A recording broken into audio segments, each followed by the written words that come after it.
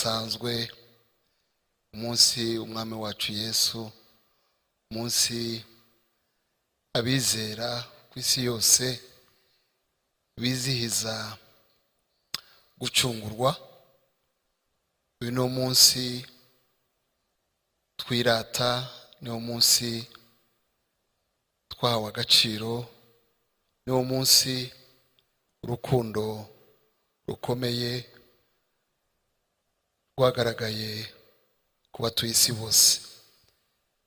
Nk'uko mubizi, nitwa Fidel Masengo, nkaba ndi umugabo w'umugore umwe, nkaba ndi umubyeyi w'abana 7, abakobwa 4, abahungu 3, nk'abandi n'umushumba w'amatorero ya Espoir Gospel Church mu Rwanda. By'umwihariko nkaba ndi n'umupasiteri uyobora iparuwasi ya Kimironko City Light Center. Numva muca make ariko nakwivuga, binumvikana ko nkijijwe maze imyaka myinshi. Ku ruhande rwanjye ndi kumwe n'umubyeyi Apotre Yoshua Nagijimana Masasu. Ndaza kumuha umwanya kugira ngo yivuge, biragora kuvuga umubyeyi mwicaranye, ariko mu magambo makeya, urusengero ayobora nirwo rusengero nakoreyemo cyangwa nabayemo mbere yuko nza hano.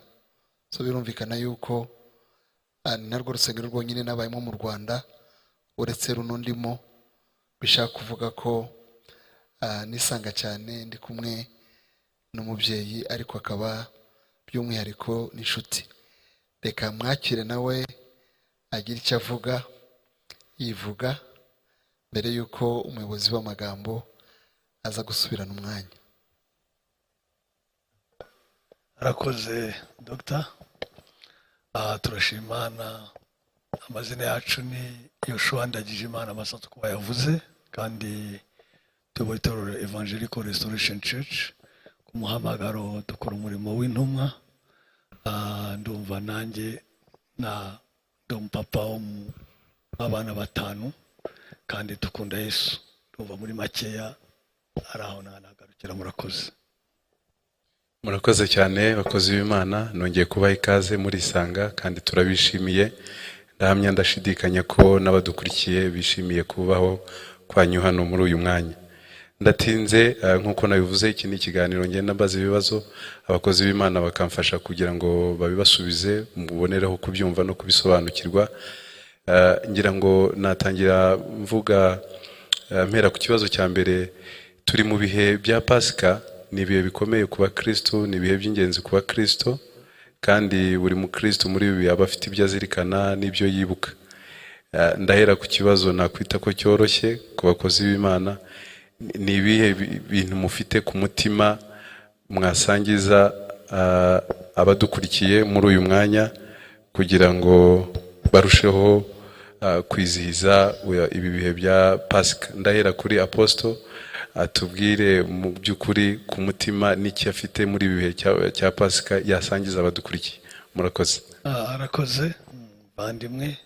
Ndashaka kuvuga ko yabivuze Dr. gitangira. Pasika navuga ko ariyo shingiro y'ubukristo, cyane cyane kuko bisobanuye ko aribwo ikigozi gitanzwe cyangwa ducunguwe cyangwa tubaye abakristo. Kuba abakristo nuko hari abatuguze tugatuma tumwitirirwa. Rero kuri twebwe nta bihe bindi biruta ibi, kuko ibindi byose bishingiye kuri ibi ngibi. Adapfuye ndi twacungurwa, adapfuye ndi twabaho. Reka mvuge kuri cya cyane kivuga ngo urukundo rwa Kristo ruraduhata, kuko umwe yapfuye bose barapfuye, kandi kugira ngo abaho be gukomeza kubaho ku bwabo, babe ku bwo abapfiriye akanabazukira. Rero mu Pasika bisobanuye ngo yaratuguze tuba abe, kandi kuri twebwe niho bitangira byose. Ari ukuzabona ijuru, ari ukubaho, ari ugutsinda, ari ugukomeza. Navuga ko ari ryo pfundo ry'uyu munsi. Rero icyumweru kucyita icyumweru gitagatifu, uburyo n'abisi bemera, ntiyavugaga Holy Friday, ariko natwe kuri twebwe ni icy'agaciro kiruta ibindi byose. Nicyo navuga kamaro k'ibihe turimo. Murakoze cyane, Imana ibahe umugisha. Dr. maze iminsi mbivugaho, ariko hari ijambo ryanjemo none ryanshimishije kugira ngo ryunganirayo Apotre amaze kuvuga. Natekereje kuri uyu munsi wa gatanu, ariko mbihuza no ku cyumweru. Ubundi kuri uyu munsi wa gatanu Yesu yari igisambo, kuko yabambanywe n'ibisambo. Yari umujura, bamuregaga ibyaha bisa n'ibyo, bamuregaga kugumura abaturage, bamuregaga ibyaha byose bishoboka. Nkuko mubizi, urubanza uriya munsi rwaramufashe ko agomba gupfa, kandi nkuko bimeze icyo gihe bamwicaga bamwita umunyabyaha. Aho ni kuwa gatanu. Gitangaje, ku cyumweru yari umwami wazutse. Inkuru ye yaramamaraga hose, abantu bose bavuga imbaraga hejuru y'urupfu. Ijambo rimwe numvise nshaka kubwira abadukurikira ni ibyiringiro bya Pasika. Numvishe muri njyewe uyu munsi yanzamo amahirwe ya kabiri, intangiro shasha. Iyo bigeze mu rupfu rwa Yesu no kuzuka kwe, tugira ubundi buzima, tugira kandi gaciro. Numvaga ari byo nashaka kuvuga, uretse urukundo, numvaga nshaka kubwira abantu ngo nandi mahirwe n'ibyiringiro by'umuzuko, bivuga ngo n'ibyari bipfuye, n'ibyo abantu babonaga batakibifite, turacafite andi mahirwe kubera Pasika. So dufite agaciro, dufite uretse muri ubu buzima ibyiringiro, ndetse no mu buzima buzaza. Niyo magambo numvaga nshaka kunganira. Murakoze cyane, Imana ibahe umugisha. Ngerageje kugaruka ku byo muvuze, nuko ibi ari ibihe by'ingenzi ku mukristo. Apotre yavuze ati niryo pfundo rya Kristo, bivuze ngo ubuzima bw'abakristo bushingiye bwubakiye kuri Kristo. Ubwo nahita mbabaza ikibazo kigira kiti, kuri mwe niki ubuzima bushingiye kuri Kristo busobanuye? Mu by'ukuri umukristo cyangwa se umuntu wubakiye ubuzima bwe kuri Kristo, mu magambo yanyu bisobanuye iki cyangwa se bivuze iki? Reka nanone nongere mpere kuri Apotre adufashe. Murakoze. Ndumva ngiye kuvuga wenda amagambo mu Gifaransa, hanyuma nze kuyarembura mu Feel free. Kuba ubuzima bushingiye kuri Kristo cyangwa se Kristo ari we centre, bisobanuye ngo vivre de, par et pour Jésus. Ni ukuvuga ngo icyo uhawe cyose abe ari we ntandaro, inkomoko, aba ari umugisha, yaba ari cyose, iki kibeshaho support means resource ibe Kristo, nanone icyo gikoreye abe Kristo. Ni ukuvuga ngo mvuze ngo ngewe ubuzima bwanjye buri bushingiye kuri Kristo, bisobanuye ngo ari umugore, ari ubuzima, ari uguhumeka, ari cyo ndicyo ngikesha Kristo. Ariko none umunsi ku wundi niwe nishingikirijeho kugira ngo icyo ndicyo gikomeze kuba cyo. Nanone ntacyo na kimwe nkora ntafite Christ oriented mind. Ni ukuvuga ngo nimba mbwiriza niwe, ni impamvu ye mbwirije, nimba nishimye niwe nishimiye. Nanone ntabwo mfite indi financement usibye Kristo, simfite ubundi bufasha, kandi nanone nemeza ko icyo ndi gukora nagishatse kuri Kristo. So de, par et pour, from, by and for, nicyo navuga mu makeya. Amagambo meza, nibaza ko akomeye, abayumva namwe mudukurikiye, ni imbaraga z'iki cyumweru. Bishop, ngira ngo yabisobanuye neza, ariko ndahera ku cyanditswe ngira ngo ntekereza kimacinga cyane ariya magambo. Ni cyanditswe aho Paulo yavuze ngo nabambanywe na Kristo, uyu kuri Pasika, ngo ntabwo ari njyewe ukiriho, ngo ahubwo ni Kristo muri njyewe. Iyo avuga kubaho ku bwa Kristo, kubera Kristo no ku bwa Kristo, birashaka kuvuga ngo nta bundi buzima umukristo yagombye kugira hanze ya Kristo. Mwibuke ngira ngo n'amagambo meza tujya tubwiriza y'umutini n'amashami. Aravuga ngo ntacyo muri cyo nta nicyo mwakora mutamfite, ngo nige muzabibu mukaba amashami. Birashaka kuvuga ngo ubuzima bw'umukristo bwose bwagombye kuba buri rooted muri Kristo, imizi bushingiye imizi, ariko bunashamikiyeho. Tubivuga ngo ibyo twiratana, ibyo twifuza, ibyo dufite bizagomba kuba byose biri connecte kuri Kristo, nk'uko yabivuze, centrale y'ubuzima bwacu bwose. Nta gice cy'ubuzima cyo hanze ya Kristo n'ikindi cyo mu rusengero, nta gice cy'ubuzima cya mbere ya Pasika n'ubundi buzima tugira kubera Good Friday cyangwa Holy Friday na Pasika. Nta gice cy'ubuzima tugira ari uko twahawe umubatizo n'icyo tugira mbere bivuga ngo ni Kristo wagombye kuzura ubuzima bwacu bwose, tukabaho kubwe, tugakora nk'abamukorera, kandi igihe tutakiriho tukaba tuzi ko tuzabana. Niyo mpamvu Paulo yavuze ngo kubaho ni Kristo, ngo no gupfa ni inyungu. Bivuga ngo turaba Kristo. Kundi ijambo ry'icyongereza rivuga ngo grafted in, ni nko kuvuga ngo turimo indani, nta hanze ya Kristo n'indani ya Kristo. Kuri twebwe byose, twebwe na Kristo twagombye kuba turumwe. Niryo jambo numva na kunganira, ariko nk'uko yabivuze no kumenya ko Kristo ari byose muri byose kuri twebwe abamwizeye. Murakoze cyane, muvuze amagambo meza kandi ashimishije. Ubu buzima ngira ngo buri wese afite amatsiko yo kubaho, kandi kububamo no kuba bwo ni ikintu cy'ingenzi. Ese ubu buzima umuntu arabukorera? Hari ikintu umuntu akora kugira ngo abubone, cyangwa se n'impano y'Imana itanga nk'uko itanga izindi mpano, cyangwa se hari icyo umuntu akora? Nagira ngo mudufashe gusobanukirwa cyane cyane abakurikiye, ese ari uruhare rw'Imana, hari n'uruhare rw'umuntu, bimeze bite Apotre? Harakoze. Reka mvuge iki kibazo bajije kirakomeye, ariko nanone kiroroshye. Ubundi babajije umuntu batwaye imodoka bati uruhare rwawe n'uruhe? No kudakora kuri vola, kuko akozeho akavanga ibiganza barakora accident. Babajije umuntu se baguhetse uruhare rwawe n'uruhe? Nuko udaheka imitwaro baguhetse. Reka mvuge gutya ko nubwo Imana yatanze ikiguzi ku bwacu, ariko dushobora nitwe tuyemerera kwiduheka, nitwe tuyemera kwidutwara. Uruhare rwacu rw'Imana yarutanze. Nijya avugaga ngo kubaho ni Kristo, no kuvuga ngo yatanze ikiguzi, yarakuguze, yarakoze. Rero uruhare rwacu no kubyemera no kubyakira no kutamuvangira. Mvuge gutya, kutamuvangira kuvuga ngo nabivuze akana gato twaye mu modoka bagashaka kwirukankira gufata kuri vola, akabwira oya baragutwaye ntabwo utwaye. So rero icyo nacyo nubwo gisa naho cyoroshye, ariko kirakomeye, kuko abantu banga gupfa. Actually twishyura urupfu rwa Kristo, natwe dupfa ku bushake bwacu kugira ngo asigare aba master.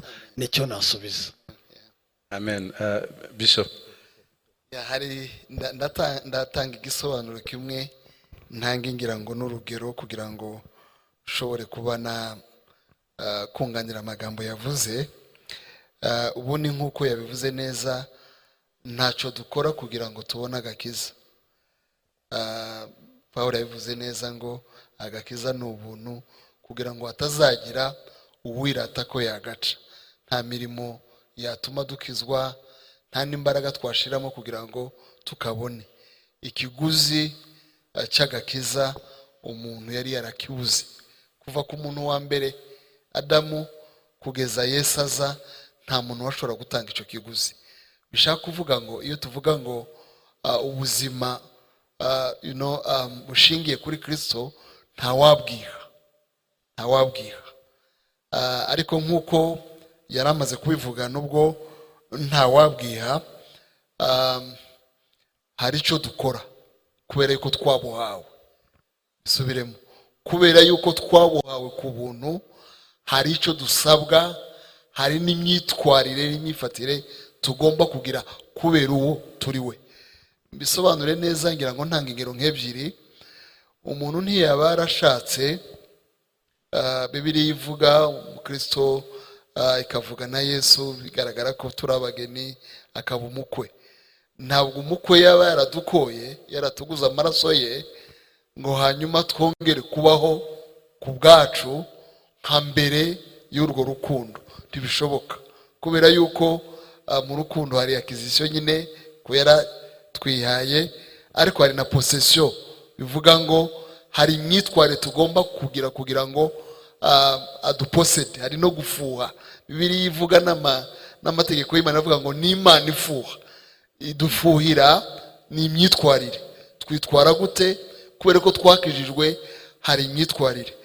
Urundi rugero ngira ngo natanga, mpere ku rw'abasirikare. Biravuga ngo turi abasirikare ba Kristo. Ntacu umuntu yakora kugira ngo leta imurekrute. Bivuga ngo recruitment mu gisirikare ikorwa n'utari umusirikare. Nibo bakurekruta, nibo bakwemerera kuba umusirikare. Ariko imyitwarire y'umusirikare niyo ituma kigumamo. So nashatse kuvuga ngo agakiza ni ubuntu, ariko imyitwarire yacu na amahitamo yacu, kandi iyo amahitamo atabaye meza, urumva yuko ntituba tukijyanye n'umurongo uwaduhamagaye. Icyo nashatse kuvuga ko hari uruhare rw'Imana kuko yaducunguye, yatanze Yesu ku bwacu, ariko hari uko tugomba kwitwara muri Kristo Yesu. Umuntu ibyanditswe bivuga ngo imyitwarire misha y'abari muri Kristo Yesu. Rero abari muri Kristo Yesu hari imyitwarire basaba, hari ibyo bagomba gukora kubera icyo yakoze. Urakoze cyane Dr. Ndagira ngo hari ibintu wagiye uko bumuzaho ko nta mirimo twakora kugira ngo turonke agakiza, ariko nanone ukavuga uti umukristo ntakwiye narangiza gukizwa ngo ashyira amaboko mu mifuka cyangwa ngo aterere agati mu ryinyo nk'uko bajya bivuga. Ese wadukomoreza gato kuri iyo mirimo n'iyo myitwarire mu magambo make? Of course, imirimo, twaremewe imirimo myiza muri Kristo Yesu. Icyo ni icyanditswe abantu benshi bamenyereye. Muri iyo mirimo hari ni myinshi, hari varieties z'imirimo. Kuva umunsi umuntu akijijwe aba agomba kugendera mu mirimo nyine y'abakijijwe. Ari urukundo, buriya hari imirimo y'urukundo, gufasha, gukorera Imana, ni imirimo dukora. Wibuke kuva nyishaka nyihere mu byanditswe bibiri, Matayo 22:36 hagaragaramo itegeko risumba yandi mategeko. Kunda Uwiteka, mukundisha umutima wawe wose, ubwenge bwawe n'imbaraga zawe, hanyuma ngo ukunde mugenzi wawe nk'uko wikunda. Ukiraho deja harimo haraduha n'intego n'imirimo. Gukunda Uwiteka, hari ibyo dukora kubera ko dukunda Uwiteka. Haba ari ugusenga, hari kwitabira amateraniro, haba ari devotion za buri munsi tuzikora kubera yuko twakijijwe. So urumva ni imirimo dukora nk'abakristo. Ari ugufasha abatishoboye, urumva biza mu gukunda mugenzi wawe nk'uko wikunda. Nujya mu kindi cyanditswe Matayo 28:18 ugera kuri 19, aho ijambo ry'Imana rivuga ngo nta ubutware bwose mwese no mu ijuru, mugende muhindura abantu bose kuba bigishwa, mubigisha, mubabatiza, mubabwira kwitondera ibyo nababwiye, ndi kumwe namwe kugeza ku mperuka y'isi. Ayo magambo nibura arimo ibintu nka bitatu. Harimo ivugabutumwa, buriya ntiba twarakijijwe ku buntu, ariko kubwira abandi ubutumwa ni inshingano yacu, ubwo ni imirimo. Niyo mpamvu mvuga ngo aha bamwe kuba bavuga ubutumwa, aha abandi, iyo ni imirimo. Harimo nanone ubundi uretse icyo ngicyo harimo no kwiga. Buriya umuntu ayiga ukura uva ku rwego ujya ku rundi. Twigeze kuvugaho cyane, uva ku rwego tujya ku rundi rwego. Birasaba imirimo, birasaba umwanya, birasaba commitment. Nta mwigishwa ngira ngo uba pasifu ubaho. Kwiga bisaba nyine activity, ni uguhora uva mu rwego rumwe ujya mu rundi. Numva aricyo navuga ku mirimo. Hanyuma mu myitwarire hari imbuto z'umwuka, nazo nicyo bivuga. Buriya nibiva kuba twarahawe agakiza k'ubuntu. So ngira ngo Yohana niwe wavuze ngo mugende mwere imbuto z'abahindutse. Imbuto z'abahindutse rero ni za mbuto z'umwuka, nabyo nibyo tugomba gukora. So yatanze agakiza, ariko imirimo tugomba kuyikora, tugomba kuyireka. Kwizera kudafite imirimo kurapfuye. Ariko ku rundi ruhande imbuto nyine z'abahawe agakiza nazo zigomba kutugaragaraho. Murakoze cyane. Tuvuga ku mirimo, ntayisengira akabazo gato k'amatsiko ndibuze kubaza Apotre. Ngira ngo muri ibi bihe nyine n'ibihe bidasanzwe nk'uko twabivugaga, ariko ndimo ndibaza nti ese hari imirimo idasanzwe umuntu atarasanzwe akora muri iki cyumweru cya Pasika? Tujya tubona abakristo benshi bavuga akaza kuri Noheli, akaza kuri Pasika, akazongera kugaruka kuri Noheli, bityo. Ese hari ibintu bidasanzwe byo gukora mu gihe cya Pasika bidakorwa indi minsi? Apotre. Ndumva ubundi ntibyari bisanzwe, kuko uyobora ibihe n'ubinyuranya n'uwiteka. Ariko nanone ntabwo twareka kwirengagiza ko urwibutso ni ngombwa. Souvenir, buriya yakora kuri abantu biziza anniversaire, happy birthday, bakavuga akanaga muhirwa yagize, bakibuka bikubutse ko hari umunsi wavutse. So rero nimba hari ikintu byatumarira Pasika no kuvuga ngo harya ko yapfuye, kandi bikansaba nanjye gupfa, atari ugupfa bya rusororo, no kuvuga ngo kurekura ubwigenge bwanjye, kuko nizeye ko ari we mwami nkamurekera. Nimba hari imirimo twakora, hari no kubaho, reka mvuge gutya amagambo akomeye, twiyanga. Nimba hari uburyo, ariko nta mirimo, ni imirimo ya buri munsi, it's our daily life buri munsi rwose. Gusa urwibutso rudusubiza ku murongo, kuko hari igihe wa mugani abantu baba baribagiwe wa mugani ko hari ibyo basabwa gukora. Rero ni reminder, ni urwibutso, ni ukugira neza. Ariko kumva ngo uyu munsi nibwo abantu baretse inyama bakarya ibyatsi, cyangwa se bambaye umwenda mwiza bagiye guterana, ibyo biri cheap. Ariko hari attitude y'umutima, awakeness, gukanguka cyangwa gukangurwa. Ndumva aricyo navuga. Niba hari imirimo nasaba, nuko twashimangira cya gitambo, natwe twemera kuba igitambo kubwo bushimisho wadukuze. Ndabizi ubu hari abantu bibaza, ubu tuvugana bati ese mbayeho ubuzima bushingiye kuri Kristo cyangwa simbubayeho? Kubera ko tubisobanura nk'uko mwabivuze, Kristo niwe centre y'ubuzima bwacu. Ubu nibaza ko hari abantu bibaza ati ese ubundi ubu mbayeho ubuzima bushingiye kuri Kristo cyangwa ntago mbayeho? Ndagira ngo mudufashe, ni biki mu ncamake biranga umuntu ubayeho ubuzima bushingiye kuri Kristo Yesu? Apotre, mwakomeza. Ndumva Dr. Masengo yabivuze, yavuze ko turi abasirikare. Buriya umusirikare ni umuntu warahiye ko ajya ku rugamba, hari chance ebyiri: yahasiga ubuzima cyangwa se yawutahana. Ariko icyo yemeza nuko wa mugani bangara ngo makilana ngapona ikolo, cyangwa se amaraso yanjye kubw'igihugu. Mu yandi magambo abayemera ko ubuzima bwe butakiri ubwe. Rero kugira ngo umenye ko utariho kuba Kristo, ni imirimo wikorera independently, uburebere bwawe. Nimba ubyuka mu gitondo ugakora ibyo ushaka, uko ushaka, ukajya aho ushaka, ugakora utabaje Kristo, utumva ari Kristo rwose, believe me, ntabwo uzaba uri centre kuri Kristo. Nimba wiha umugore, ukiha icyo kunywa, ukiha aho ujya, ukiha aho usengera, ukiha mbese byose, everything ubuzima bwawe ni result ya decision yawe. Navuga ko bitari centre kuri Christ. Ariko nutangira kugenda uba, reka mvugire ijambo ritoroshye, ubimbata ku bushake. Bibiliya ngo nta musirikare wakwita ku byo ubuzima bwa none washimisha wamahagarikiye igisirikare. Ni ukuvuga ngo kuba ubwo buzima ni ukuba nk'uko umusirikare, abandi bari muri bunane barabyina, we ahagaze gutya ku muhanda uhera saa 10 kugeza bucya ejo, abandi bari gutya, ariko akashimishwa no gukorwa. Rero nicyo navuga rwose ko birebana n'uwambaza ese nabo bahundi, nuko wagenda buhoro buhoro. Kristo atari gusoma ukiza abo umwami, kandi umwami ntabana na deputy meya. Umwami arategeka nawe ukabimbata, ntabwo munganya sinzi ko na deliverance nta demokarasi mbese ugenda ubaye mwe demokrate ndumva aricyo nasubiza. murakoze cyane. Sinzi niba Dr. icyo mwakongeraho. nakongera ngira ngo akantu gato ariko mvugeho n'ubuhamya kugira ngo nshobore kubisobanura ko amagambo yavuze numvaga yasa nkaho yayipujije igisobanuro nanjye nari mfite, ariko hari icyo nshaka kunganiraho gatoya mu buryo bubiri. Icya mbere mbanze mvuge yuko ubuzima bushingiye kuri Kristo ntabwo ari destination, ni process, nta muntu uragerayo. Bivuga ngo uko ukomeza kwegera Kristo ni kurushaho kumva yuko ugomba kwaguka muri bwo. Hari aho dutangirira, hari umunsi bitangira, ariko turasabwa gukomeza gutera izindi ntambwe.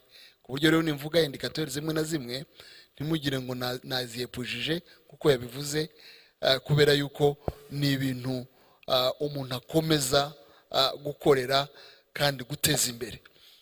Niyo mpamvu Paul avuga ngo sindasingira, sindagerayo, icyo nzi ni kimwe, nibagirwa ibiri inyuma. Impamvu nashatse gutanga ubuhamya gatoya nuko uno munsi ndimo ntekereza kuri iyi teme, ko buri munsi nyine ntekereza kuri iyi teme kubera icyumweru. Nibajije ngo se umunsi w'umuntu wakijijwe wagombye kuba umeze gute? Umunsi we, iyo upanga umunsi wawe, bita nibuka 97 nkizwa, uko nari mbayeho mbere y'uwo munsi nuko uwo munsi natangiye kubaho. Nibyo wenda bimfasha gusobanura. Mbere y'uwo munsi nabyukaga mu mutwe usa nkaho urimo amazi buriya aratemba tu, nta kindi. Nkabyuka mu gitondo mvuga ngo uwo duhuye njyana ashaka, ikiganiro nsanze barimo bavuga nkomereza aho bageze, icyo nsanze banywa mfatira aho ngaho.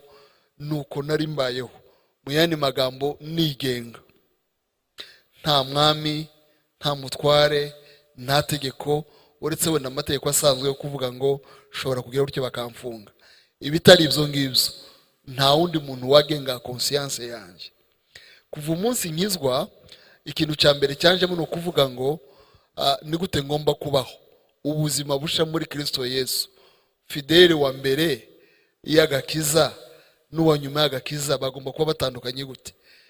Rero mu gitondo kare kare nk'ibyuka uravuga ngo si umunsi umeze gute? Se ndacyari imbata kuko yabivuze, ndacagengwa n'umwami, cyangwa ushobora kwisanga wa mugani nkuko yabivuze n'abaye rebel, nakomeje muri bwa buzima nari imenyereye. Wibuke yuko kamere nikunze gupfa, kandi kamere irakomeye, nikunze no kutuvamo. Paul avuga neza, aravuga ngo ngerageza gukora ibyo nshaka, ariko ibyo umwuka ashaka ku rundi ruhande ari ngasanga ndakora ibyo kamere ashaka. So ni ukuvuga ngo buri gitondo wagombye kuvuga ngo ese ndacyari kumwe n'umwami w'abami, aracyayobora mu buzima bwanjye.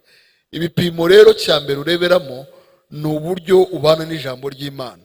So ijambo ry'Imana niyo indikatori ya mbere. Wagombye kuvuga ngo ese ijambo riravuga iki, mbayeho gute? Cya kabiri ni ubwo busabane, ngira ngo nabivuzeho mu gitabo cy'ubusabane n'Imana. Ubwo busabane bugomba kuba ari daily relationship. Si rimwe mu gihe cya Pasika, si rimwe mu gihe cya Noheli, si rimwe ku cyumweru. Ni ukuvuga ngo umunsi wanjye wagombye kuba buri munsi nkupimira ku buryo uwo munsi nabyutse n'uburyo nirirwa n'uburyo ngusoza. Icyo ni ikindi navugaga. Hazamo amasengesho of course, hazamo n'umubano wanjye n'abandi, kuko niba twavuze imbuto, izo mbuto nizo zigaragaza neza niba nkiri wa wundi Imana ifite cyangwa niba ndi wa wundi wigenga. Ku rundi ruhande hazamo n'ubuhamya bwa buri munsi.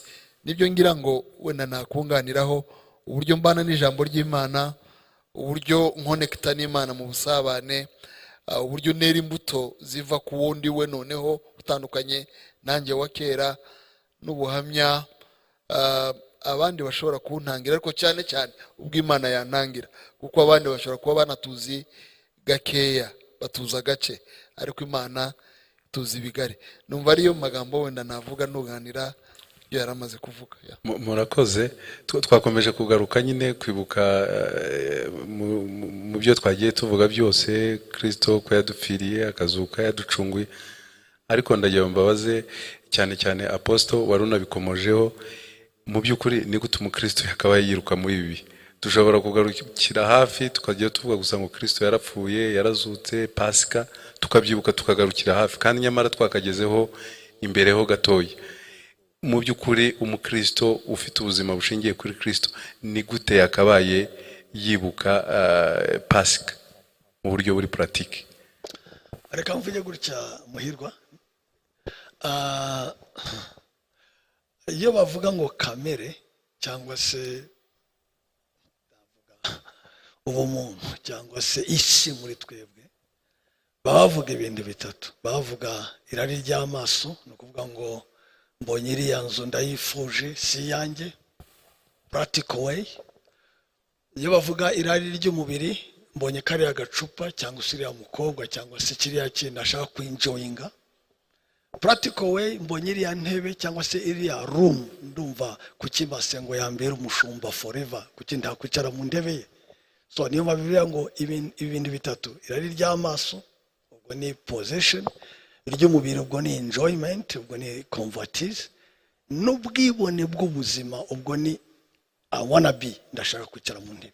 So practically Pasika igomba kuvuga gutya, mana amaso yanjye aragenda afate areba ibya Kristo gusa, inyota yanjye n'inzara yanjye ndagenda nyimetrizante, nibyo yavugaga byo gufata. Ese wa mugani ndacyakunda agacupa nakundaga ejo, ndacyifuza abakobwa nifuzaga ejo. So nimba yarapfuye ari umukiranutsi, ni gute ntapfa ku irari ryanjye, ntapfa ku bwibone bwanjye, ndacyaharanira kuba kanaka, mbese ibyubahiro biracyari. So practically Pasika idusigire, itujanjagure, vuge gutyo, itumenagure. Hanyuma nyuma Pasika uvuge ati bagenzi banjye, ndumva ndi mbwa idafite umurizo. Reka ndi kuvuga amagambo irakomeye, ndi nyakabwana ka Yesu, wa mugani Caleb. Mbese ndi umuntu w'imbata. I'm proud to be a slave to him, kandi ndi mo slavery yanjye yafatije. So practically ngiye ndemera ko Pasika ndi yakabaye a day, yakabaye season, yakabaye lifestyle actually. Ukavuga uti urwibutso nafashe nuko ndarushaho gupfa ku bwanjye, Kristo abeho muri njyewe. So rero ndemeranya nawe kubitaho gusa amagambo. Pasika yagiye guterana, Pasika yazindutse, Pasika yambaye ishati nshya, Pasika yabazaga hene. So tundu dusa n'utwo turi cheap twa hasi. Reka bidusigire revolution, bidusigire impinduka no guhinduka kw'amateka, nicyo navuga. So your question was so deep. Amen. Arako nakunganiraho ni nk'ubuhamya.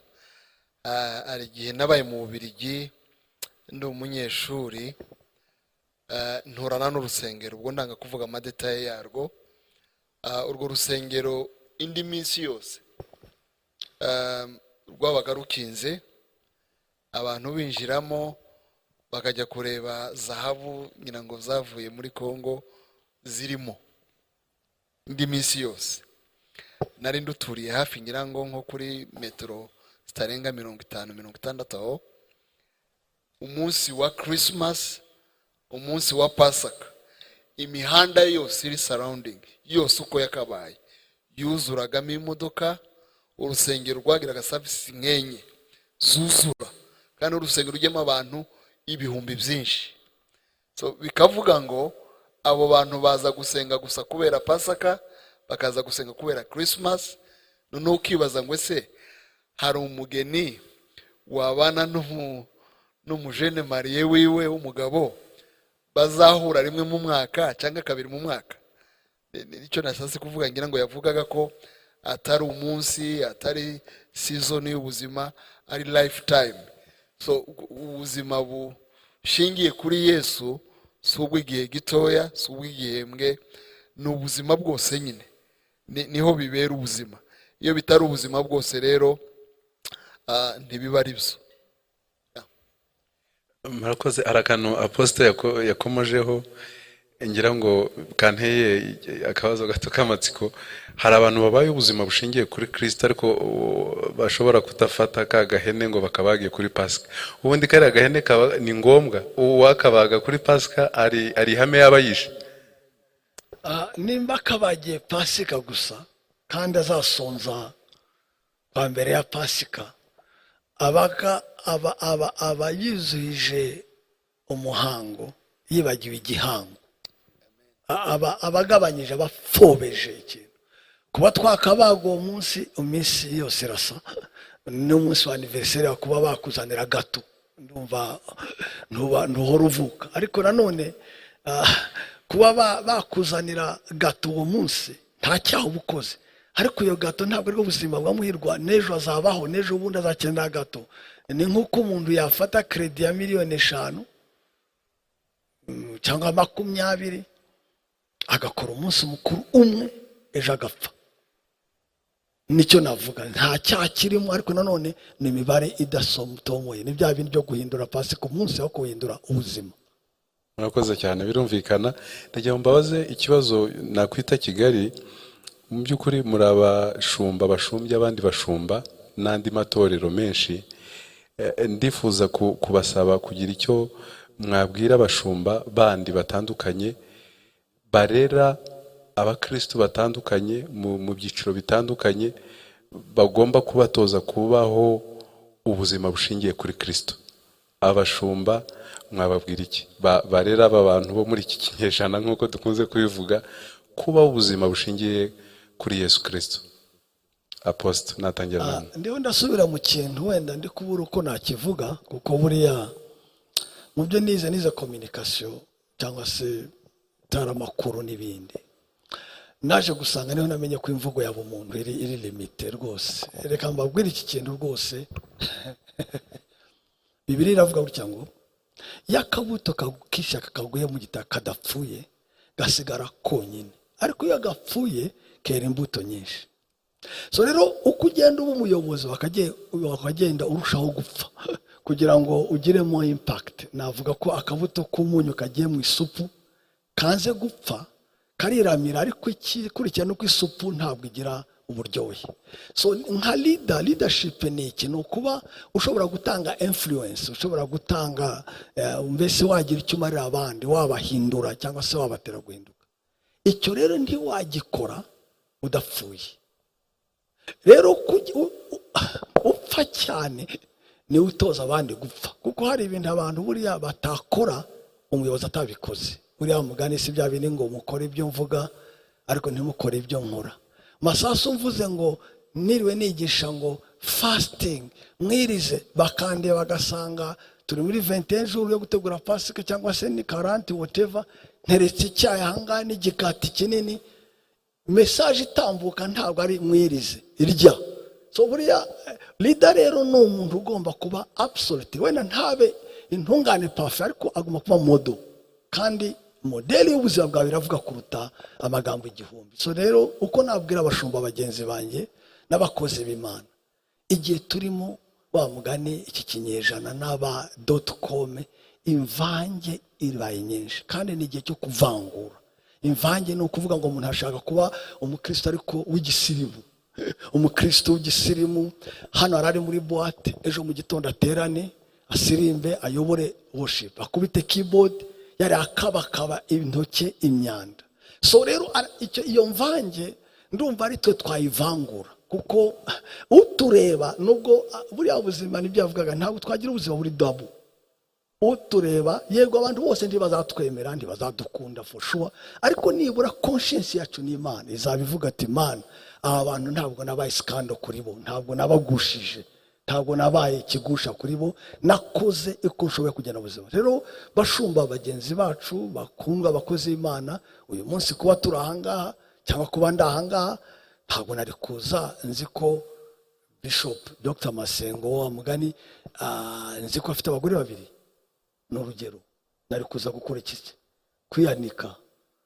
So somehow testimony life yacu igomba kuvuga mu buryo bushobotse kugira ngo dushobore kuherekeza amagambo ariko ubuzima bwavuze. So nicyo nakangurira, kandi Pasika ni ugupfa.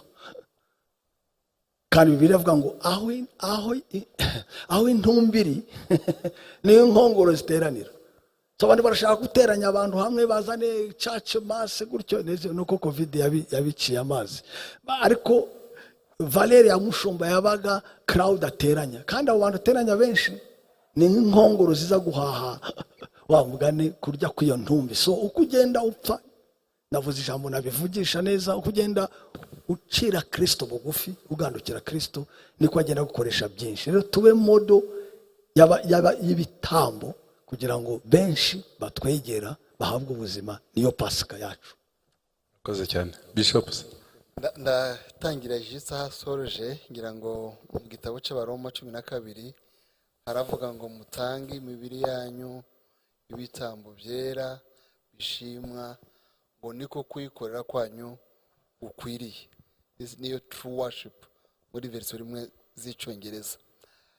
Buriya ikintu twagombye kumenya nk'abakozi b'Imana, ndabwira abagenzi banjye, nuko igikomeye sibyo dukora. Igikomeye ni twebwe mbere yo gukora. Buriya gikomeye ku muntu ntabwo ari doing, ni being, no kuba. Ngira ngo niyo magambo yaravuze, igihe cyose pasaka itaduhinduye, ibyo twakora byose mu gihe cya pasaka bisa na pasaka ntibigira agaciro. Ku rundi ruhande, ubutumwa butaduhinduye ntitwabubwira abandi ngo bahindure. Niba dushaka yuko duhindura abandi, tugomba kuba bwa butumwa tugiye kubahinduza bwaraduhinduye. Nibyo yise gupfa. Hari n'uwavuze ngo ntushobora kugeza abantu aho utageze. Niba utarageze ku musaraba, ko hari abantu barimo barisha umusaraba, hari aho umusaraba wabaye fond de commerce, hakaba n'abahinduwe n'umusaraba. So niba ari uwo kurisha gusa, birumvikana yuko ntacu uzahindura abandi. Ngira ngo icyo ntunganiraho cyane nko kuvuga ngo muhinduke rwose. Niyo makuru Paulo yabwiraga Abaroma, muhinduke rwose. Iyo duhindutse rwose, biroroshe rero guhindura abandi no gufasha abandi guhinduka. Ariko ku rundi ruhande tunigishe pasaka nyayo, kuko muri iyi minsi dufite aba motivation speakers bose bazi kubivuga, bafite eloquence, aba orateur beza, ariko batanga ubutumwa buri kre muri pasaka butarimo Kristo. Ndi mukubyumva cyane, ngira ngo hari ababivuze ngo mu gihe cy'imperuka, yabivuze neza ngo bazishiraho abigisha babaye icyo bashaka kumva. Hari aba orateur beza bavuga ubutumwa butarimo Kristo, kandi abantu akari bwo bumva cyane. So iyo utangiye kubwira abantu ibyo gupfa nk'uko yabivuze, ibyo guhinduka, iby'agakiza kari kontrenya, gasaba umuntu kugira imyitwarire n'imivugire n'imikorere, abantu ntibongera kukumva, kuko barashaka prosperite. Abakubwira ko ushobora kuba wakwakira agakiza rimwe gusa, ibintu bikaba binarangiye, ukabaho nk'uko ushaka, kugira nta byo kwatura, nta byo kwihana. So abo bantu rero barimo bafungura agakiza, ngira ngo icyo twababwira basubire ku isoko, kandi benshi muri abo ngabo ni abakozi b'Imana unfortunately. So bivuga ngo dusubire kuri pasaka, dusubire ku butumwa bwa pasaka, dusubire kuri Kristo, yongere abe centre ya message, kuko ubutumwa bwiza iyo ukuye mu Kristo nta kiba gisigaye, ni nk'imodoka wakuye mu moteur. So nashatse kuvuga ngo dusubize Kristo muri pasaka, panajise kurira utazi n'uwapfuye, ko rimwe na rimwe abantu baracelebra batazi n'ibyabaye. Ma pasaka akayikonversa mu mafaranga, imyenda ya pasaka mu mafaranga, umwana w'intama wa pasaka cyangwa ihene ya pasaka. Gikomeye rero ni Kristo, niwe tubwiriza, niwe wenyine wagombye kuba centre ya message, ni nawe wenyine wagombye kuduhindura kugira ngo tumuhinduze abandi. Murakoze cyane. Muri abakozi b'Imana abantu benshi bamenyereye ku masengesho nakwita menshi, yaba ari ayo kwiriza ubusa cyane turabyumva twe tugendagenda hanze, kandi ni n'amasengesho nyine abantu baba banakurikira mu buryo butandukanye harimo n'ubw'ikoranabuhanga, ibyo turabizi. Kubera iyo mpamvu nagira ngo mudusangize kumenya n'uruhe ruhare rw'amasengesho, yaba ari ayo kwiriza ubusa cyangwa umuntu ataniyirije, rwo kugira ngo umuntu ahinduke umukristo ushingiye nyine kuri Kristo. Reka mpere kuri Apostle adusangize experience y'amasengesho mu guhindura umuntu uwo Kristo yifuza. Muherwa none watumaze. Ngubwira iki kintu, wenda ngereza kuvuga iki kintu. Nkuko avuga ati habayeho 97, no kuvuga ngo mbere hariho Fidele wundi. Natwe mbere ya guhura na Kristo twari abantu bo mu isi. Iyo mvuga isi wumve ko mvuga isi rwose, no kuvuga ngo byose byaha n'ibindi. So maze gukizwa nashatse gushaka guhinduka nyabyo, n'ibyo yavugaga transformation. Noneho nza n'ubwenge bwinshi bwa kaminuza, bwa engineer, n'ubusore bwinshi na karate bwinshi, menya imirongo myinshi nka magana ngahe mu mutwe ndayafata. Imana irambaza iyo mirongo yose ubayemo, uzi iyo ubayemo ningahe, kuzi magana imirongo ya Bibiliya iyo ubayemo. Ndareba nsanga koko ni mike. Arambwira nicyo kigaragaza ko ukeneye gusenga. Amasengesho niyo atuma ubumenyi wujuje aha buhinduka ubuzima. Rero utarasenga ibyo uzi biraha, nusenga bizava aha bigera aha, bigena ku maboko bikorwa. Rero experience nakoze naje kusanga you can't be transformed beyond your prayer life. Ntabwo wahinduka birenze uko usenga. Nubwo waba uzi byinshi, uzi Greek, uzi inzuzi zose za Palestine, uzi byose, ariko udasenga uzagira ubushake, tuzagira ubushobozi. Uzagira ubushake, uzasobanukirwa ikikenewe, ariko you know what and why, you never know how until you kneel down. Kandi mu kibuze mu nzu y'Imana ntabwo ari amafaranga, ni amasengesho gusa. Ntabwo ari amasengesho twist yavugaga prosperity, ushaka gusa imodoka, ushaka ibyo n'ubutabazi, ni first aid. Na amasengesho ushakisha kwa uhinduka, none washimisha wa mugabo Yesu akaba ari uzabisuka. So experience ni nyinshi. Amasengesho uyavanyemo, turi party politiki idazafata ubutegetsi. Niko navuga, kuko uvanye amasengesho turi club y'abantu bajya inama bavuga neza byamvugo, ariko batazagira ku kintu. Rero icyo dutandukanya n'irindi shyaka rya politiki ni amavi, ni amasengero. Yatuma ducakira n'iby'ijuru kuruta tukayivanga. Ikindi, ntabwo uzatunga birenze kupfukama, ntabwo uzarenza birenze amavi yawe, tuzanatunga birenze amavi yawe. Amavi yazadetermina icyo uzaba cyo, naho uzagera nicyo uzatunga. So rero amasengesho it's a whole. Ni pasika yakakwiye kutubwira reka niyange ngira icyo mpindura, ntange ubuzima nk'uko umubyeyi abakubise, ariko kwiyanga nibwo tuvangamo ka bya ndavugaga ka jene kaveye, vuga uti mvuye ku buriri ngiye hasi akarago, Mana ndagutakambira, warapfuye nge sinapfa ku bwawe ngo nkwishyure, ariko nibura hari ibyo nakwigomwa ngatamba ubuzima bwanjye, bya gitambukizi bari through worship, hanyuma ngahindura n'ubwonko bwanjye sinse nabiki gihe. Ndumva utampagarika ubwo urumva wabukoze umpagarike. Murakoze cyane, utubwiye amagambo akomeye cyane. Nta muntu ushobora guhinduka birenze uko asenga, nta n'umuntu watunga birenze uko apfukama. Ni amagambo ngira ngo buri muntu yasigana. Ese Apostle, hari uburyo cyangwa se timetable niba mbyita gutyo, cyangwa se procedure yo gusenga? Tujye twumva muri Bibiliya arazamuka ku isaha 9, agiye gutya kuri iyi saha nkuko yari abimenyereye kuri iyi saha. Hari amasaha yo gusenga, hari timetable yo gusenga, ubundi bigenda bite mu by'ukuri? Mu kubana ni yavugaga kubana n'umugeni, umugabo n'umugore, hari amasaha special, ariko hari n'amasaha rusange, kuko kubana no kubana. Hari igihe uvuga uti wenda ndavuga ngo turasangira saa 6, ubwo ni nka karandevu, ariko ntibivuze ko ntabwo mwabonana, ntabwo mwasangira fanta. Ndumva hari amasengesho, hari gahunda y'aba systematic formal, ariko hari na unformal, kuko ubuzima bugize na sinzi ko nabivuga mu Kinyarwanda formal na unformal. Bese atondetse amasaha ariko nande urugero hari abavuga bati wenda wa mugani ariko wajya ubanza umunsi wenda agafatisha nka saa 5 akajya saa 7 bityo akambuka agafata isaha ya nyuma y'uyu munsi akanambuka indi ikamusanga muri state runaka. Iyo ni nka rendezvous yafata n'Imana, cyangwa se nzabanza urukerera cyangwa ndaba mu rukerera ubwo saa 11 cyangwa nzabaziriza inkoko numvikanishijwe ibya niko Dawidi avuga.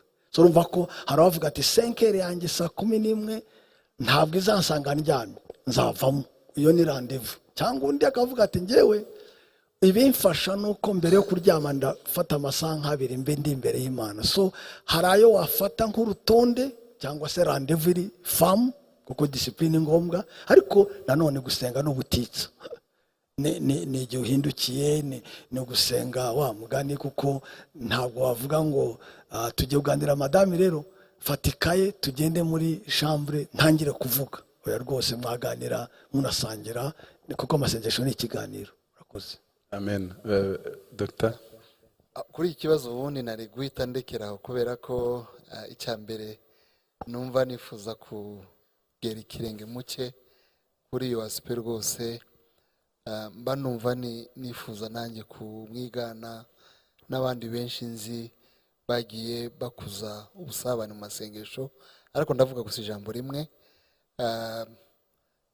Ngenda ndavuga ko amasengesho ari relation. Amen. Ni umubano. Muri relation nabonamo ibintu byinshi, reka mvuge bikeya. Icyambere iyo umuntu abana neza n'Imana ntibigira formalisme, bireka kuba imihango. Dufite abantu bazi ngo ni 40 mu rusengero akaba ari cyo gihategereza. Simvuze ngo nibi kuyisenga ko hari abatayisenga. Noneho tukagira n'abandi bagira amasaha nk'aya yandi ndanga kuvuga. Abantu ni aya masaha ni mekanike y'ayo masaha ageze, nubwo yaba ari mu ndege arapfukama agasenga, bigasa nkaho akomeye cyane ku masaha kuruta ko akomera ku mubano. Ubundi iyo ari umubano wagomye kugira reflexe yo kurubaza ngo Mana turi kumwe, ntidusenga gusa mu masaha yagenwe. Niyo mpamvu birivuga ngo musenga ubudasiba. Iyo watangiye kubishyira muri calendrier n'amasaha n'iminota ugomba kubara wubamye upfukamye, biba bisa nkaho byapfuye, byagiye mu mihango nk'uko yabivuze aho kuba mu mubano. Niyo mpamvu navuze ngo ni relation.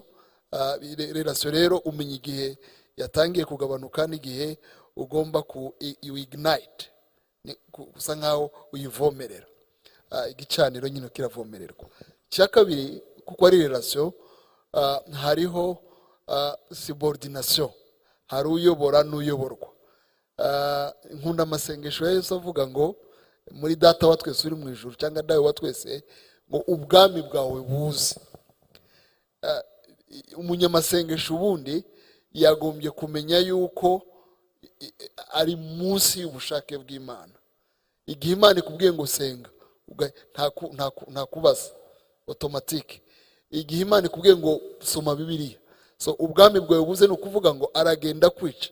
Turimo turavuga ngo ni gute afasha kugira ngo ubeho ubuzima buhindutse, kuko ari relation ifite na subordination. Uri umusubordone ugenda upfa ukusenga. Icyo ni ikindi kintu navuga gisobanura relation. Ikindi sorejeho wenda ndatinda, relation yose igenda itera imbere. Sinzi umuntu ufite inshuti yiwe ushaka yuko birangirira aho ngaho. Iyo ufite inshuti yawe umenya anniversaire ziwe, umenya abana biwe igihe bavukiye nawe ukamusura, umenya ibyo akunda ukabikora, bivuga ngo ukomeza kubagarira bwa bushuti. So amasengesho rero kuba relation atuma tugenda dukuza ubusabane. Hari uwabivuze neza aravuga ngo biragoye gusenga iminota 5 ya mbere n'iminota 10 ya mbere, wenda n'isaha ya mbere, ariko iyo ugeze mu masaha 2 biroroshe kujya mu ya gatatu. So bishaka kuvuga ngo abanyamasengesho bakomeye, aba intercesseur n'abinginzi n'abantu basenga, nuko binjiye mu masengesho. The more winjira mu masengesho, the more urayakunda remo niyo relation urayinjoyinga uko rero udatangira niko akomeza uyareba nka kuriya narabibonye muri iyi minsi hari ukuntu nashatse kugera muri siporo niba hari ikintu kigora nuko ibyutsa ngo ukore pompage uri mu cyumba nta musirikare guhagaze hejuru biragoye cyane ariko iyo utangiye kubikora utangira kumva hari habitude ukumva umubiri uragubara igihe utabikoze noneho watangira siporo ntuyihagarike hari igihe ngena mabona iminota 10 ya mbere ikangora ariko 50 ikurikiraho ikanyorohera so nashatse kuvuga ko ni relation igenda yaguka igikomeye ni ugutangira igihe cyose umuntu ataratangira kubyinjizamo bikomeza kuba iby'abandi n'ibishyitsi n'ibigoranye ariko iyo umuntu atangiye gahoro gahoro agenda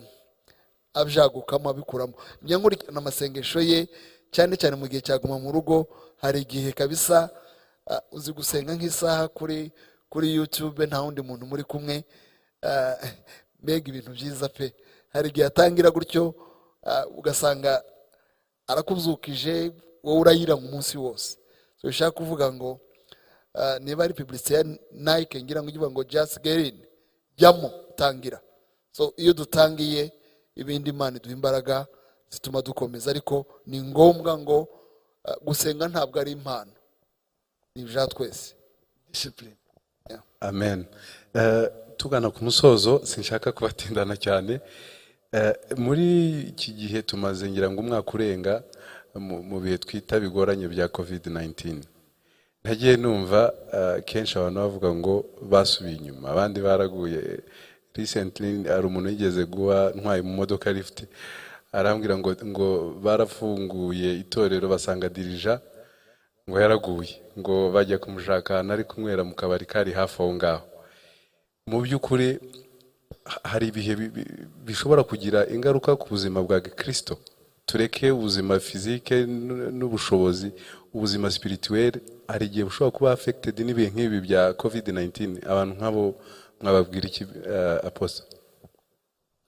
Ndumva nicyo cyiza cyo kugira ikiganiro muri benshi kuko babikomojeho wenda ukunganira gusa yavuze ko ari amasengesho ari umubano ni relationship ni wowe n'Imana yawe none se muvandimwe tubaze ibibazo ubundi bagenda bavana muri public bagenda begeranya mu cyumba urukundo rurazamuka cyangwa ruragabanuka no kuvuga ngo madame wawe mu ruhame mu bantu bakeya mu itsinda no mu cyumba nihe hagenda hakura ubundi iguma mu rugo yarike kuba yadukuza ubukristo bwacu ariko nta gatest kagaragaza ko turacyari abo ku isoko ubundi ubukristo nimba ari relationship bwagakuze mu ibanga kandi guma mu rugo ni renforcement y'ibanga kuko buri muntu wese umukristo wese n'umunyamasengesho arabizi ko retreat isolation to be alone kuba n'Imana wenyine biraryoha kuruta rero icyo navuga ko abakristo bamwe ntibigeze barahagarara uyu muntu ahagaze mu ihema cyangwa aryame mu ihema ntubimenya ariko usunitse ihema bavuga bati ihema iramugwanye nyamara imuguyeho yararambaraye indani so abo twita ngo baguye wenda bararyamye kera indani gusa bari mu ihema ihagaze basunitse ihema riragwa rero sinemeranya rwose na muntu uvuga ngo yagushijwe na covid cyangwa se naguma mu rugo ahubwo nuko gusa nta mizi yari afite yanzu wa mugani itari ifite imizi akayaga kaje kitwa singiterana singishyuha karamuhitana ariko mu by'ukuri guma mu rugo umukristo nyawe yaramukujije cyangwa se yaramukomeje kuko ntabwo ari ibihe bizamuka KRISTO ni wawundi yitwa uhoraho ibyo akora bihoraho urumva iyo mvugo cyane Bishop rimwe ngira ngo yabivuze byose byaba bibabaje kuva kuri KRISTO mu bihe by'ibyorezo zaba biteye agahinda ko ibi nibyo bihe twagombye kwegera Imana kuko muri yo hari uburinzi muri yo hari ukwishinganisha muri yo hari n'amahoro kuko mwibuke yuko hari abantu batakaje imirimo batakaje ababo bari mu bibazo bitandukanye biva kuri covid n'isi yose actually so mu bihe nk'ibyo ngibyo by'ibyorezo nicyo gihe cyo kuva ku Mana ngira ngo bongere utekereze ko yakurinze, utekereze ibyo yakoze, utekereze yuko no kugira ngo uzahuke even economic recovery niyo udepanda nayo. So rero iyo utangiye kuyihungira mu kabare ukava mu nzu y'Imana, bamwe hari uwigeze amwe arambwira ngo urabona ngo harimo n'akadepression rega. So depression buriya ushobora kuyemerera igihe cyose ugifite ubwenge bwo kumenya ngo harimo depression, ntabwo ariyo. Ni ukuvuga ngo ni nka kurya umuntu yidroga uhungira ibibazo aho bitari, aho wahungiye nta na rimwe hari ubukiriro. Nashatse kuvuga ngo bagaruke mu nzu y'Imana. Niba bari kutwumva aho bagiye siyo bagomba kuba baragiye, bagaruke mu nzu y'Imana. Hari indirimbo nkunda ivuga ngo kuko wahunze inshuti mugenzi ngo ureke guhungira Imana kure ngo wigire umugambi wo kugaruka. So umwana w'ikirara agaruke mu nzu ya data. Ibi ni ibihe byo kwegera Imana, si ibihe byo kuva ku Mana. Murakoze cyane. Twabanye mbabaza ibibazo ariko hashobora kuba hari ikibazo ntigeze mbabaza, kandi nyamara mufite icyo mwakivugaho, feel free. Reka mpere kuri Apostle, niba hari icyo wabwira batumva tutabajijeho, rwose umwanya ni wanyu. Murakoze. Ntacyo wakandagiye kuri topic yose, gusa rwose tuve mu muhango tujye mu gihango relationship, kuko ibihe ntabwo ari byiza, namba, kandi ntabwo bizajya biba neza. Wenda icyorezo cyatambuka, ariko ibishuko, kuremererwa, inzangano, ubugome bw'abantu no gufekinga na Satani kwinjirana itorero n'isi, ibihe ntabwo ari byiza. Rero ntabwo ibi bihe bitwemera kuba abakristo bajendetse, kandi pasika ni ultimate solution. Ni umuntu watanze ubuzima bwe rwose. Si ikibazo nabaza, ariko nagashatse ko utwumva wese ave mu mihango, ave mu sacrifice, ajye imwina, ajye ahimbitse h'Imana. Kandi birashoboka nuko abantu bagira idea ko niwegera Imana cyane ngo uzagira ibyago byinshi cyane. That's my idea. Ariko si Imana itakutungishije nanone ahandi utungishijwe uzabimara na kangahe. That's the issue. So rero ndumva nta necyo. Murakoze cyane Bishop. Yanjye nta kukiganiro, ntabwo nongera ku bindi bintu byinshi. Ndashaka gushimira Apostle. Bakunze kuvuga nabira bivuga ngo nta muhanuzi wemerwa iwabo, ariko ndabwira bene wacu abadukurikirana ko dufite ingero nyinshi z'abantu twakwigana mu bihe byacu, cyane cyane mu buzima bw'amasengesho, mu buzima bwo gukura mu mwuka. Ni amahirwe kuri twebwe, ni ishema kubakira hano. Ariko umuntu wese wumva imesaje ayigiriye, kandi uburyo twakoresheje kwari kugira ngo nibura dushobore kuba twanaviga muri iyi teme, dutekereza yuko ari ubuzima bwa buri muntu wese, ndetse ko buri muntu wese ushaka Imana yagombye gutekerezaho. Ku rundi ruhande ndagira ngo mbwira abatwumva yuko mu minota nk'itatu turaza guha Apostle umwanya aduheze ubutumwa gatoya bwa Pasika mu kibwirizwa. Aha byari ibiganiro, so nimuve ku buryo mwikonexemo ubwo ari bwo bwose, tuze gukurikira ijambo rya Pasika mu magambo makeya. Niyo magambo navuga, nongera kumushimira, nongera gushimira abadukurikirana, baba ari abakristo ba Foursquare, aba Restoration Church, abanyarwanda muri rusange, ndetse n'abari mu mahanga badukurikirana. Murakoze. Reka nanjye mbashimire abatumirwa bacu, mwadufashije muri aspects zose, kandi Imana irabaho umugisha. Reka nshimire nanone abadukurikiye babanye natwe, abo turi kumwe nonaha nabo bazakurikira ikiganiro mu minsi ikurikiyeho. Mwese turabashimiye kandi twizera ko Imana ibaho umugisha. Reka sabe Apostle adusengere dusoza. Reka duce bugufi dusenge. Mana y'agakiza kacu, ubuhungiro bwacu, Mana itarikigirwa mana, Mana idafite uwo bangana cyangwa uwayikuma mu nkokora, Imana yadukunze igatanga ikiguzi kiruta ibiguzi byose byadutangwaho. Imana yaduhaye kugira abavandimwe kandi biteka ryose nka Dr. Masengo, Muhirwa, umuvandimwe Muhirwa n'abandi n'itora n'ubwoko bw'Imana. Turagushimiye umugoroba kuduha aka kanya, tuguciriye bugufi dukura ubwatsi, wagize neza. Turifuza mwami kudakomeza kubaho uko turiho, ariko imitima yacu, ubugingo bwacu bushora imizi mu kugutambira ubuzima bwacu, kuko nawe watwitangiye. Tugire neza. Turasenga ku muntu wese uzakurikira iki kiganiro hafi, vuba cyangwa se na kera, ahindukire akoreke gukomeza kubaho kubwe, abereho umwami wacu. Areke kuva gusa mu mihango, akorane igihango na relationship, kandi ayivomere, ayishore imizi mu kubana n'umwami, ndetse arusheho kwimika Kristo nk'umwami, atari gusa kwibuka ko yamucunguye, ariko nanone kumurekera urubuga kugira ngo ategeke. Urakoze kubikora. Sengera itorero hano twicaye, iyi chene yabo TV ni ndoto zabo zose, reka bigaragare yuko uri Imana idahemukira abayizeye kandi itabara mu buryo bukomeye. Icyubahiro kibi cy'amahoro yacu mu izina ritandi yose rya Yesu Kristo mwami wacu. Amen. Amen. Amen.